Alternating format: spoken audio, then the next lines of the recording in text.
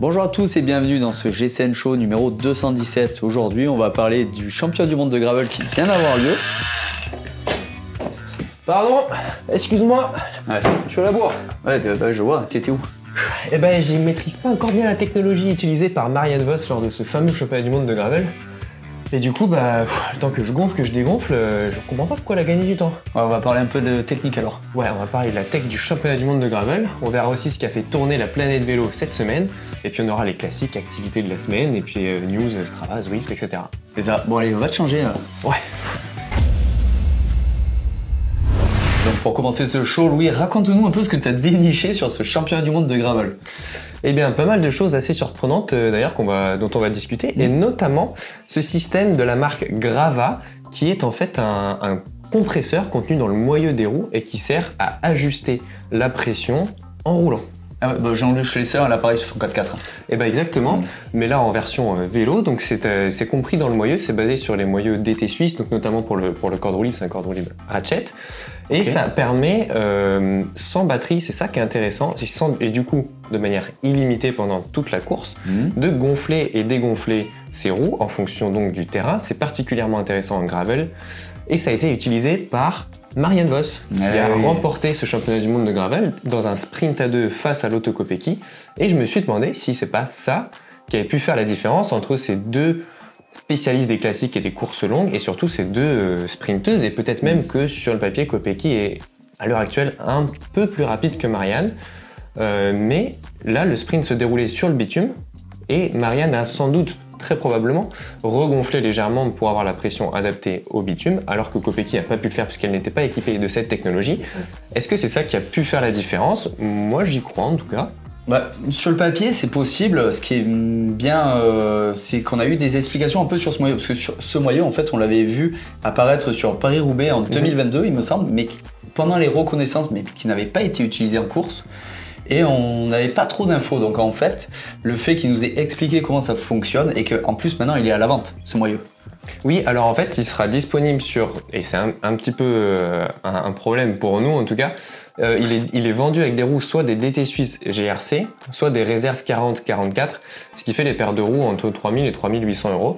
Mais le moyeu en lui-même rajoute entre 4 et 500 €, c'est vraiment le prix de la paire de roues qui fait ce montant énorme. Le moyeu rajoute entre 4 et 500 € sur la paire. Donc, si ça venait à se démocratiser, ce serait peut-être accessible sur des roues milieu de gamme. Le principe, c'est que le moyeu utilise l'énergie du cycliste pour le gonflage, le dégonflage. Exactement comme une dynamo. Le dégonflage se fait sans perte d'énergie pour le cycliste. Le gonflage nécessite 4 watts, donc si vous êtes en train de gonfler, ça prendra 4 watts de votre énergie qui seront dédiés au gonflage. On peut regonfler jusqu'à 1 bar par kilomètre, donc c'est quand même beaucoup. En restant appuyé sur le bouton? Et non, alors c'est contrôlé, tu fais bien de le dire, c'est contrôlé soit via son smartphone, soit via son compteur, soit via des shifters de la marque Grava. Donc libre à vous de choisir ce qui est bien. Et en fait, on peut pré-régler aussi des pressions. Par exemple, on peut mettre une pression pour terrain engagé, une pression pour terrain chemin plus carrossable et une pression pour le bitume par exemple. Et on choisit ces pré-réglages directement sur son compteur et ça va gonfler le temps nécessaire. Une fois qu'on a atteint la pression, ça s'arrête de gonfler.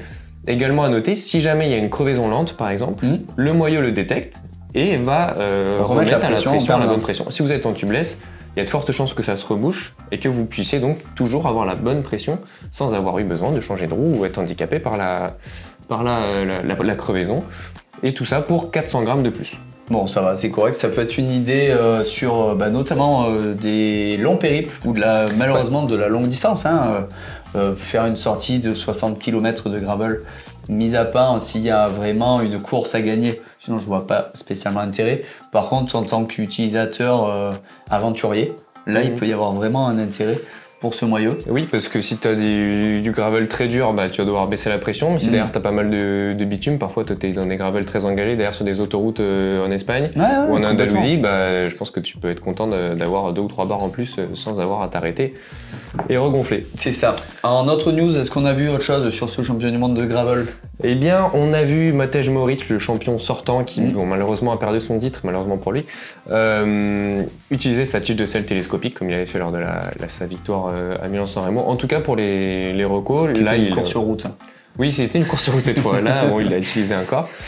Course remportée par Mathieu Van Der Poel et son magnifique Canyon. Il me semble que tu as regardé un petit peu en détail comment il était équipé. Alors, je suis pas certain parce que j'ai pas eu l'exacte mesure, mais il me semble qu'il utilisait un cintre spécifique en fait. Le cintre du Grail, le CFR, normalement n'est pas réglable comme l'Aérod, mais il me semble que lui utilisait un cintre beaucoup plus étroit.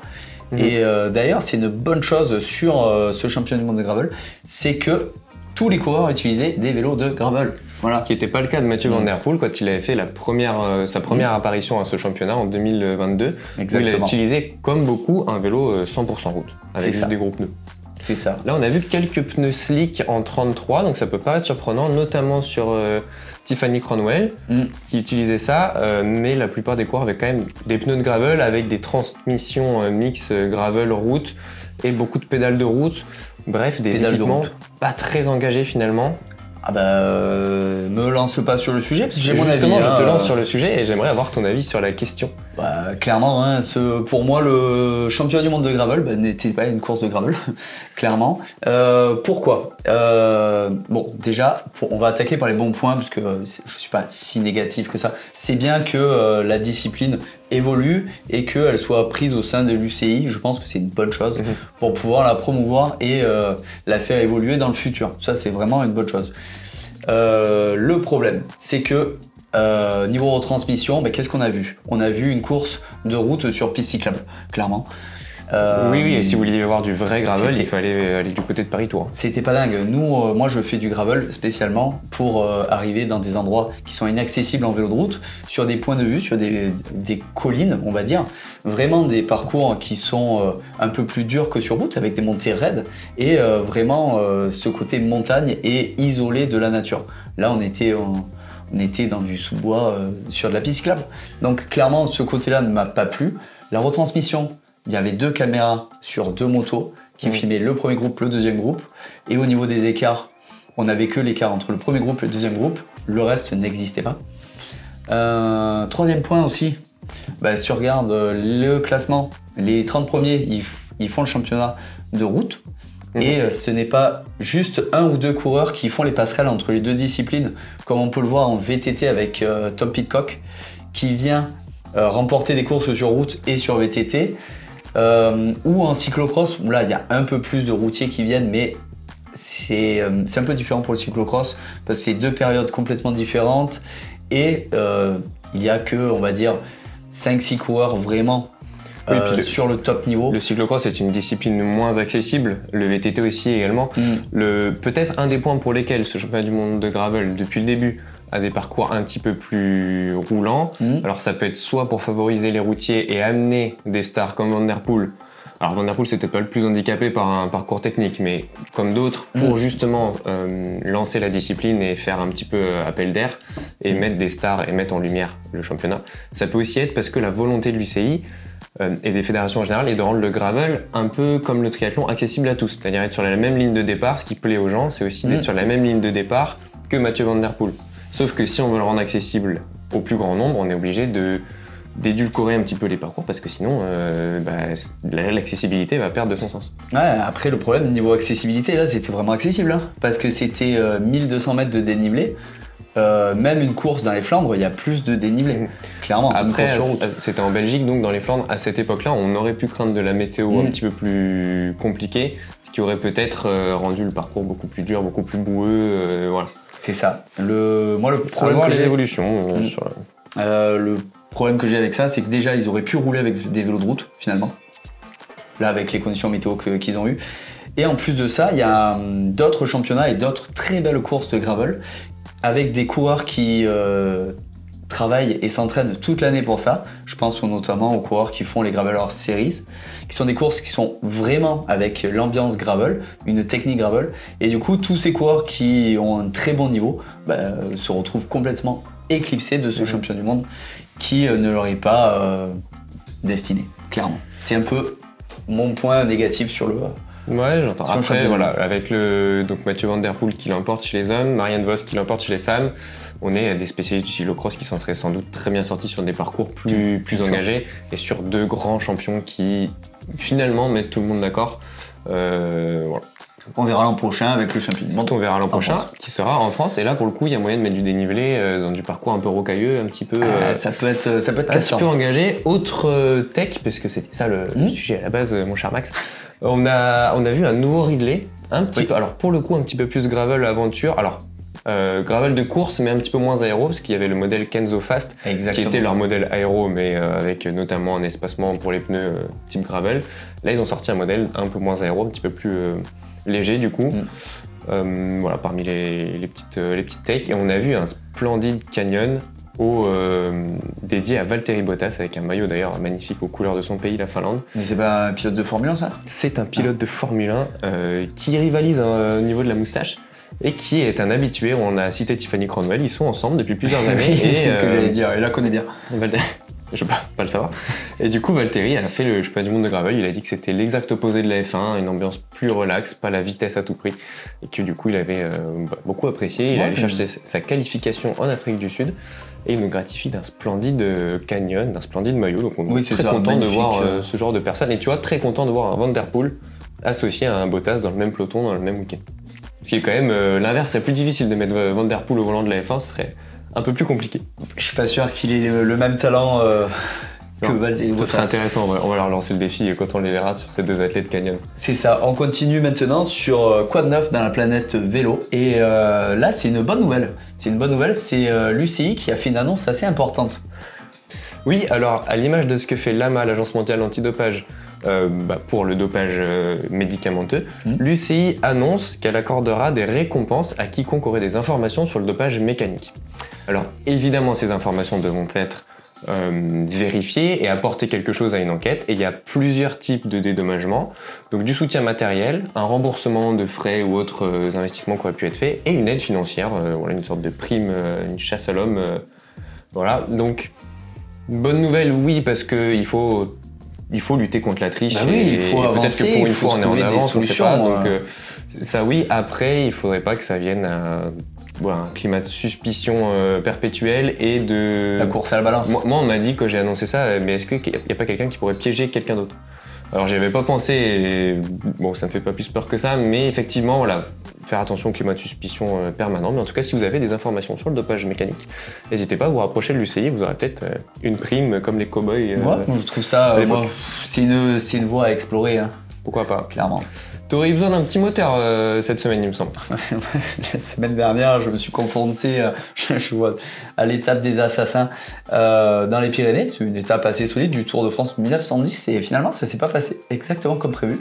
Donc, je vous ai ramené des images assez épiques. On va attendre un peu, histoire de remettre un peu tout ça dans l'ordre, mais... Une petite vidéo qui se prépare. J'y laissé ma santé. dont Max a le secret. On a vu aussi Pogacar nous gratifier d'un Poggi Show, ça devient une routine. Il a entraîné son nouveau maillot et son nouveau vélo arc-en-ciel et il va remporter le Giro dell'Emilia en partant sur la première des 5 ascensions de San Luca, ascension qui avait été faite pendant le Tour de France cette saison, pour gagner en solo avec une avance confortable. C'est le premier depuis Tom Boonen en 2006 à gagner sur sa première sortie en maillot arc-en-ciel. Boonen avait attendu février de l'année d'après. Pogacar a attendu une bonne semaine. Alaphilippe aurait dû le faire. Aurait dû faire la même chose. Il y a eu un petit problème d'espacement avec la ligne. Il avait levé les bras un poil en 2020 et s'était fait sauter sur la ligne par Roglic, il me semble.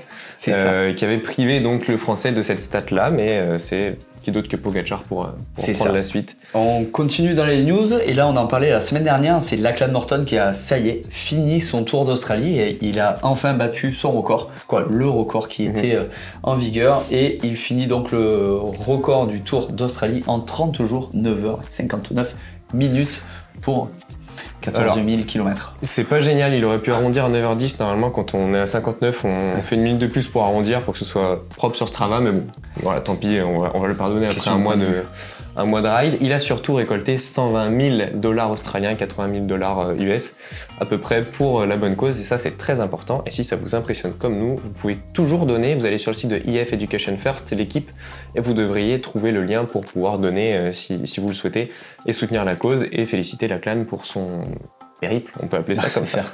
La CLAN qui est sponsorisée par Rapha. Exactement. Du moins son équipe. Rapha qui lance une nouvelle collab avec Palace, la marque de skateboard. Oui. On les avait vus notamment justement avec l'équipe sur les EF Education, sur les grands tours, sortir des maillots complètement dingues et des casques complètement dingues. Une nouvelle collab est annoncée pour fêter l'anniversaire de Rapha. Évidemment, on n'a aucun visuel pour l'instant puisqu'il faut s'inscrire sur le site. Et ensuite, bah, voilà, la collection sortira courant octobre et on verra ce qu'ils nous réservent, mais on avait beaucoup apprécié les crocs et les casques de leur dernière collab. J'ai vu passer d'autres trucs, moi, c'est assez spécial. Ah, il faut aimer le genre, mais... On va pouvoir en débattre. Bah, on verra quand ce sera sorti, on vous tiendra au courant, mais moi j'aime bien en tout cas justement un petit peu de fun dans le vélo et particulièrement dans le textile, dans la même idée, Sidi et Heroica qui s'associent. Donc la marque de chaussures italienne et Heroica, la course un peu vintage. Bah, complètement vintage. Voilà. Donc il nous sort un modèle de chaussures qui l'est vintage avec des technologies actuelles, mais un look d'époque évidemment, c'est le principe et moi j'aime bien ça encore. C'est ça. Genre de collab.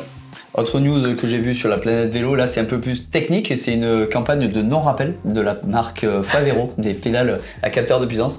En fait, si vous êtes en possession de pédales Favero, il vous faut aller directement sur le site internet, voir la composition de leur article justement pour aller dans l'application et vérifier si vos pédales sont concernées. Apparemment, il y aurait des axes qui cassent, donc il faut vérifier et vous pouvez être concerné.